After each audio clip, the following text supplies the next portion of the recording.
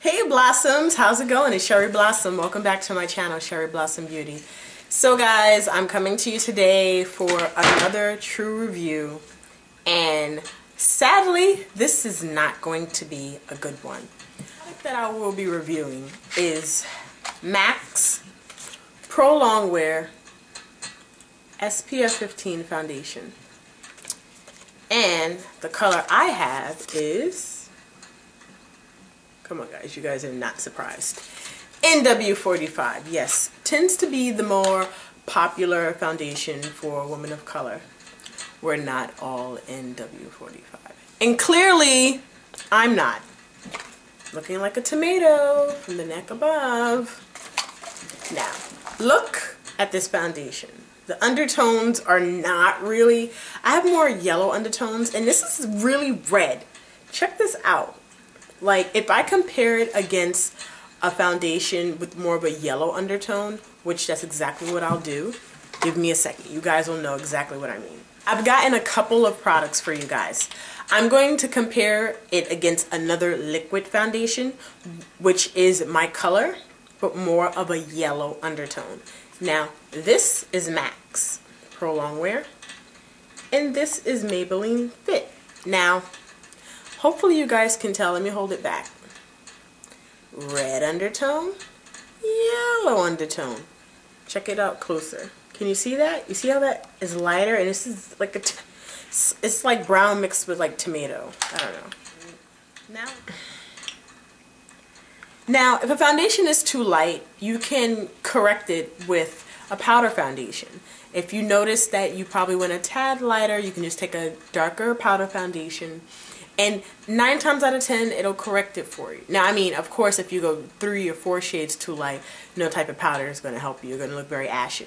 But if it's a tad bit lighter, which you guys all know from my Maybelline Fit Me foundation tutorial, this is a tad lighter, just a tad. A lot of women of color are lighter in the center of our face and darker along the perimeter. So this foundation, you definitely have to color correct with the powder foundation. This one, it's just too red. You can't, even if you take a yellow powder, it's not going to work. It may not look that bad. Let me turn the light back on. It may not look that bad to you guys, but photographing in person, my face looks, let me back up some. Even, you could see the dark cast, like I have dark skin tone, but my face is a tad lighter than the rest of my body. Look, check out my clavicle. Hope you guys can see that. And look at my face. It looks like I have a mask on. It's not for me. MAC foundations are not for me. Pro Longwear, I asked around, I read reviews, and it seems like everyone was saying this is the best bet. All the others are greasy and oily. I just blotted when I came home. I didn't blot at work. I had this makeup on for approximately 12 hours now. So, and I did use mattifier and a primer underneath.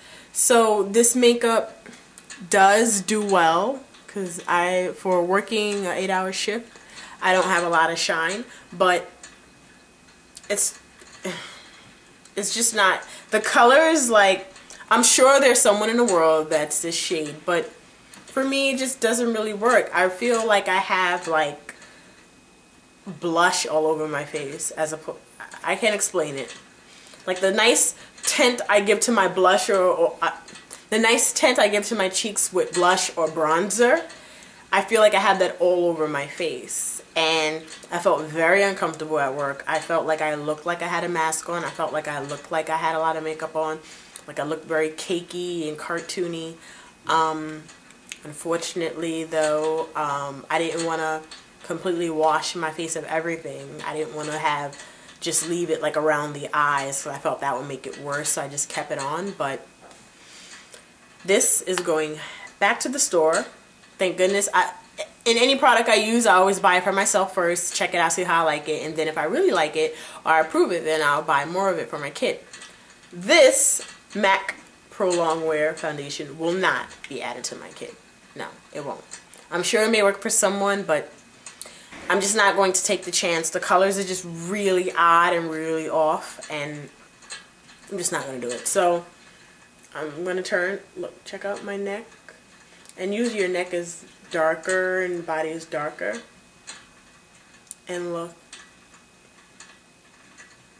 No, it's just, I totally dislike it. This is not, I repeat, unless you want to look like a tomato, not cherry blossom approved.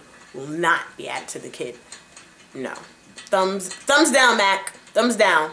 You just really don't cater to women with yellow undertones. Like, you just don't. And if you look at NC45, it's super light. Like, it's way too yellow. I wouldn't even say it's, I can't explain it.